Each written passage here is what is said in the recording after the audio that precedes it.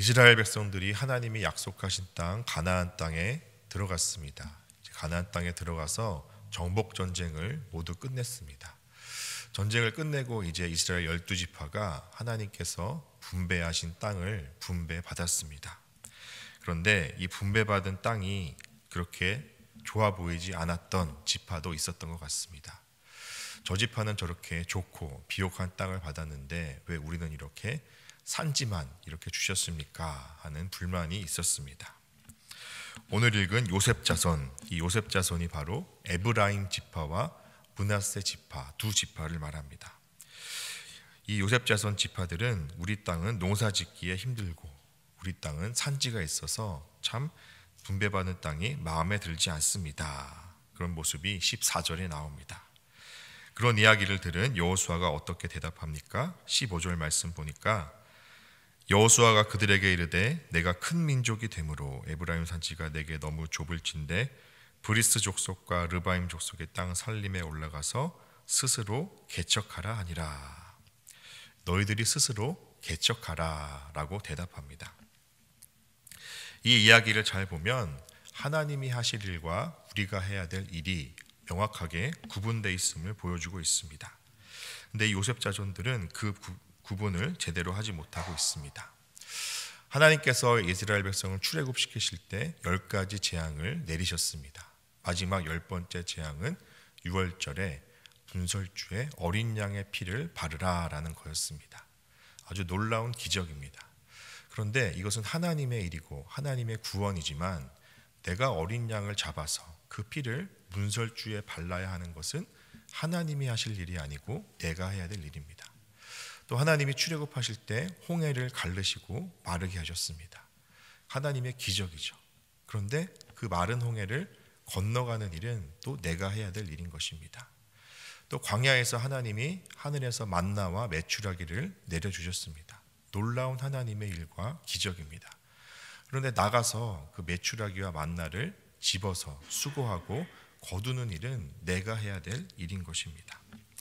하나님이 하실 일과 내가 해야 될 일이 분명히 있는 것입니다. 하나님이 이 전쟁은 내게 속하였다. 하나님이 싸워서 이길 것이다. 라는 우리 믿음이 있더라도 나가서 전쟁을 하고 싸우는 것은 바로 우리의 일이라는 것입니다. 그런데 이렇게 산지를 분배받은 사람들이 불만이 있었습니다. 산악지형의 땅이고 그 산악지형에는 이스라엘 백성들이 미처 이기지 못한 숨어있는 적들이 있었습니다. 가나안 족속에 잔당들이 숨어 있었습니다. 근데 그걸 다시 일일이 다시 싸우고 그들과 전쟁을 해야 되는 것이 이들은 그것이 힘들었던 것입니다. 우리도 오늘 이 사람들처럼 잘못된 믿음을 가지고 있을 때가 있습니다. 구원을 베풀어 주신 건 하나님의 영역입니다.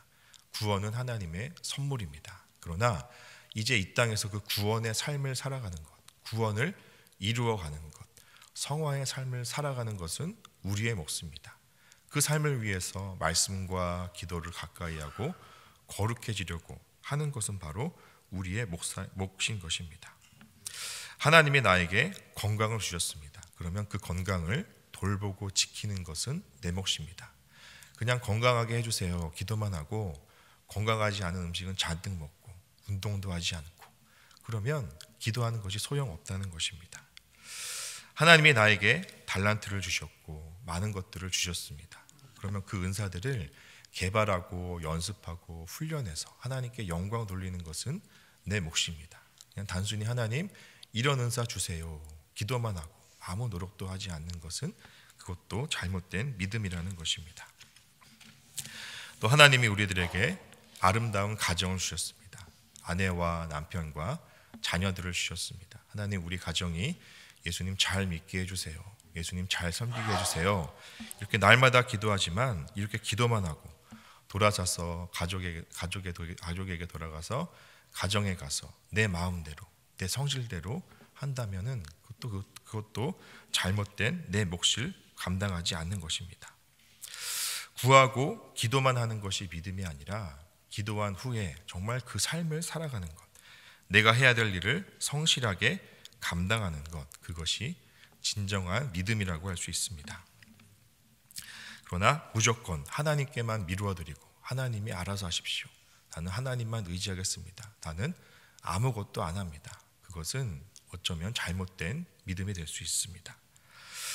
그래서 여호수아는 이들에게 스스로 개척하라라고 말하고 있습니다. 사실 여호수아도 요셉 자손이었던 에브라임 지파의 사람이었습니다. 그래서 이 요셉 자손 에브라임과 므낫세 지파가 더 여호수아에게 요청했는지도 모릅니다. 우리 사실 같은 지파 아닙니까? 한 가족 아닙니까? 우리들에게 좋은 땅을 좀 더 주십시오. 그렇게 우리가 부탁하면 들어주겠지. 그런 마음이 있었던 것 같습니다. 이렇게 하나님보다 사람을 먼저 의지했던 모습이 요셉 자손들에게 있습니다. 우리들에게도 이렇게 습관적으로 사람을 먼저 보고 사람을 먼저 의지하는 모습이 있습니다. 교회에 와서 아주 어떤 훌륭한 분을 보고 저 사람이 교회 다니는 것을 보면 나도 저 사람을 닮고 싶다. 와서 오기도 하고 또 저 목사님은 정말 훌륭하구나. 저 목사님을 본받고 싶다. 네, 좋습니다. 그러나 나중에 언젠가는 그 사람의 죄된 모습이냐 연약한 모습을 보게 되면 반드시 실망하게 되어 있습니다. 우리가 하나님보다 사람을 먼저 바라보면 반드시 실망하게 되어 있습니다. 왜냐하면 사람에게 누구나 연약하고 죄된 모습이 있기 때문입니다. 그렇게 믿음이 연약할 때는 사람 보고 따라오고 사람 보고 신앙생활을 하게 되지만 믿음이 점점 자라나게 되면 사람이 아니라 하나님을 먼저 봐야 되는구나 라고 배우게 됩니다. 내 안에 계신 성령님과 함께하고 성령님과 동행할 때 내 믿음이 자라나는구나 배우게 되는 겁니다. 예수님께서 십자가에서 돌아가시기 전에 제자들을 불러놓고 이렇게 말씀하시죠. 내가 떠나가는 것이 너희에게 유익이다. 내가 떠나야 보혜사 성령이 너희에게 오셔서 그 성령이 너희를 가르치고 내가 말한 것을 생각나게 하실 것이다. 성령이 인도할 것이다 라고 성령을 약속하셨습니다. 그리고 예수님이 십자가에서 돌아가시고 부활하시고 승천하시고 정말 사도행전에서 성령님이 임하셨습니다. 제자들이 예수님과 함께 있을 때는 모두 다 겁쟁이고 바보들이었습니다. 믿음의 투쟁을 한 번도 살지 않았습니다. 예수님이 잡히시자 그 밤에 모두 도망갔습니다. 하지만 예수님이 떠나시고 난 다음에 약속대로 성령이 임하시고 성령을 받자 제자들은 모두 변했습니다. 고난받는 걸 두려워하지 않고 하나님의 말씀을 선포하고 복음을 전했습니다. 바로 사람을 의지한 것이 아니라 사람을 바라본 것이 아니라 그들과 함께 하신 내 안에 계신 성령님을 의지하고 성령과 동행했기 때문입니다.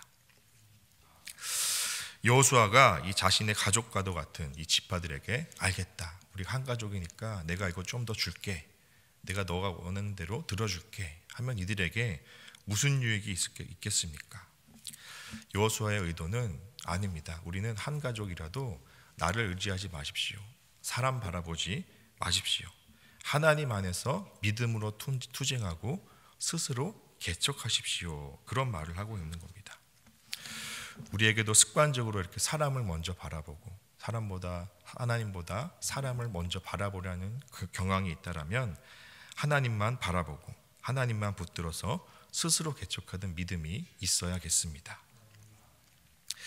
이렇게 여호수아가 스스로 개척하라라고 말했으면 요셉 지파도 그렇구나. 하나님이 우리와 함께 하시지 깨달았어야 됩니다. 그런데 또 한 가지 핑계를 가지고 있습니다. 16절 후반에 보니까 이스라엘 골짜기에 거주하는 자는 다 철병거가 있나이다. 이 사람들이 이제 가만히 보니까 이스라엘 백성들이 두려워하는 것은 그들의 무기였습니다. 다 철병거가 있습니다. 저들이 우리보다 더 강합니다. 우리는 싸울 힘이 없습니다. 그러자 여호수아가 뭐라고 얘기합니까?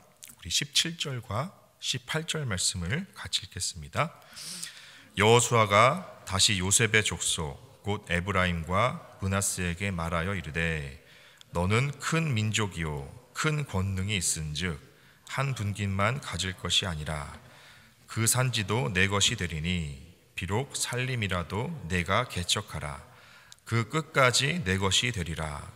가나안 족속이 비록 철병거를 가졌고 강할지라도 내가 능히 그를 쫓아내리라 하였더라. 아멘.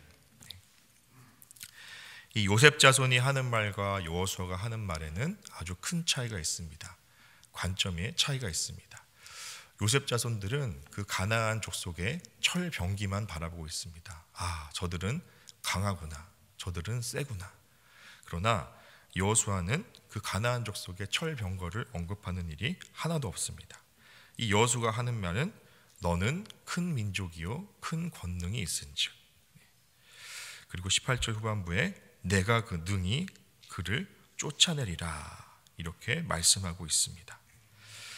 여호수아가 이 대답을 보면 그들이 어떤 무기를 가졌든지 그들의 군사가 몇 명인지 그런 전략을 말하는 것이 아니라 너는 큰 민족이요 큰 권능이다. 왜냐하면 하나님이 우리와 하나님이 나와 함께 하시기 때문이다 라고 말하고 있는 겁니다.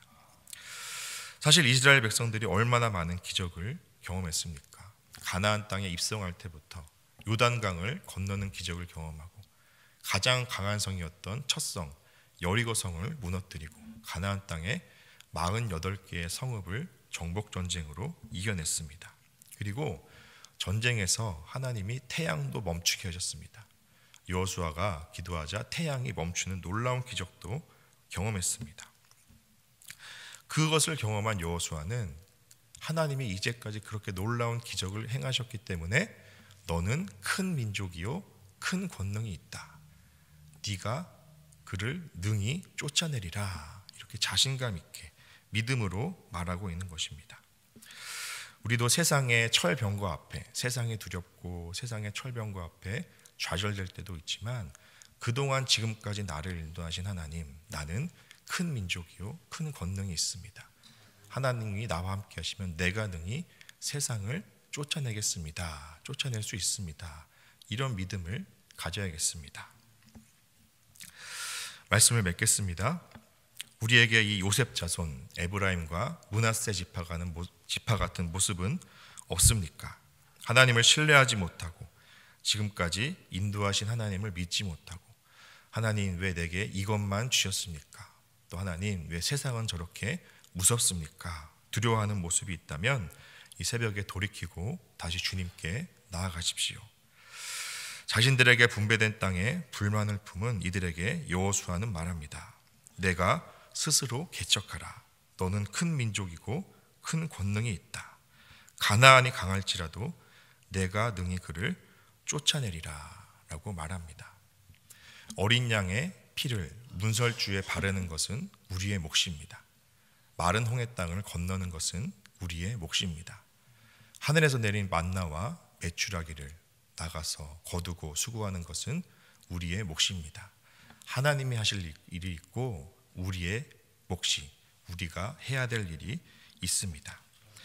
내 앞에 지금 철병거가 놓여 있다 할지라도 구하고 기도만 하는 것이 아니라 내가 스스로 개척하라. 이 말씀처럼 내가 할 일이 있습니다. 하나님이 인도하시고 내 과거를 돌이켜보면 어렵고 힘든 일이 있었지만 좌절할 때도 많았지만 하나님이 인도하셔서 하나님이 함께 하셔서 요단강도 건넜고 여리고성도 무너뜨렸습니다. 내가 놀라운 기적을 경험했습니다. 그 하나님이 함께 하시기 때문에 나는 큰 민족이요 권능이 있습니다. 하나님이 함께 하시기 때문에 내가 능히 그를 쫓아내겠습니다. 이렇게 고백할 수 있습니다. 이 말씀을 기억하시면서 나와 함께 하신 하나님께 집중하고 내 안에 계신 성령님께 집중해서 내가 하나님과 함께 세상을 이기겠습니까? 우리는 하나님과 함께하는 권능이 있는 민족입니다 라고 고백하며 나아가는 저와 여러분 되시기 바랍니다.